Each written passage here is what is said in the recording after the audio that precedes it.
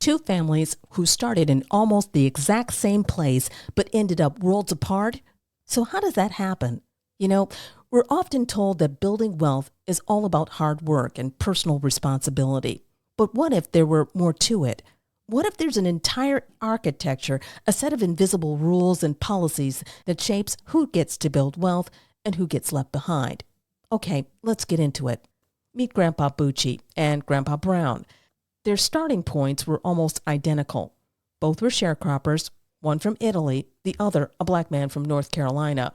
Both made their way to Detroit, Michigan during the Great Migration in the 1920s, chasing that promise of a good factory wage. And yep, both landed jobs at the very same place, Ford's enormous River Rouge factory. So they both worked hard, they both raised their families, and they both had the classic American dream for a better life for their kids. Which brings us to the big question we're tackling in this explainer.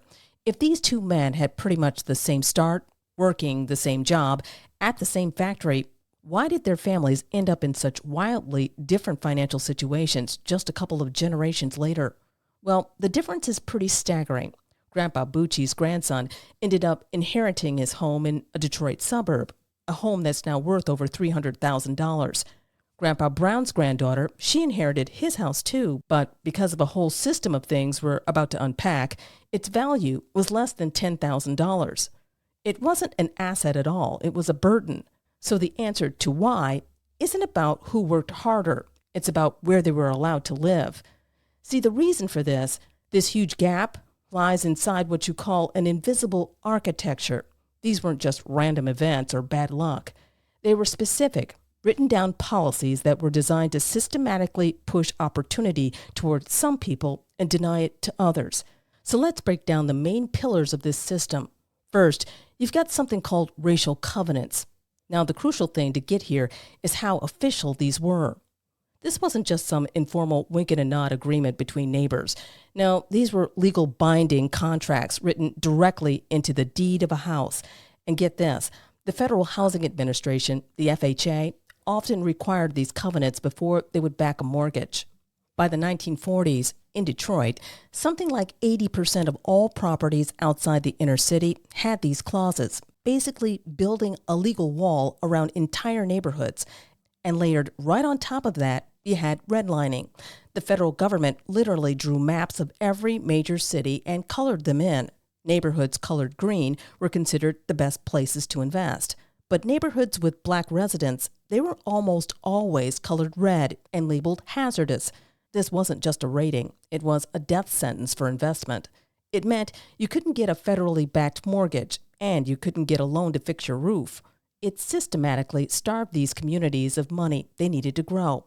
So what happens to a neighborhood that's been starved of investment for decades? Well, it gets labeled blighted, and that label was then used to justify the next phrase, so-called urban renewal.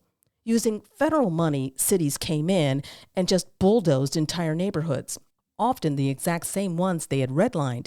And they weren't just tearing down old buildings. They were wiping out vibrant communities, businesses, churches, the whole social fabric. Urban renewal was just a code word for something much simpler and much uglier, Negro removal. Okay, so those are the policies. That's the architecture. But what was the real-world dollars and cents impact on families like the Browns? How did this invisible system actually create a massive measurable gap in wealth? Here's the thing to understand about the United States. For most middle-class families, your home isn't just a place to live. It's the single most important engine for building wealth. That equity in your house is what you pass on to your kids. It's what pays for college. It's what funds a new business. It's your safety net. And when you have access to that engine, this is what can happen. In 2022, the median wealth for a white family in America was $285,000. Now just hold on to that number in your head for a second, because here's the result when generations of your family have been systematically locked out of that very same engine. For black families, the median wealth was just $44,900. That isn't just a gap, that's a chasm. And it was built policy by policy, decision by decision. Let's make it even more real. Take a look at Hastings Street in Detroit. This was the heart of a bustling black community. It had everything. theaters, grocery stores, businesses. But because it was redlined, powerful outsiders just labeled it as a slum. And in the 1960s, the entire neighborhood was demolished to build Interstate 75. What was lost wasn't just buildings. It was a community's entire economic and social capital just vaporized for a freeway. Now, it would be really comforting to think that these policies are all ancient history. But the truth is, while the specific tools have changed, the underlying process of stripping wealth from these same communities within, well, that's continued. It's just taken on a modern form. When you look at it on a timeline, you can see a clear pattern.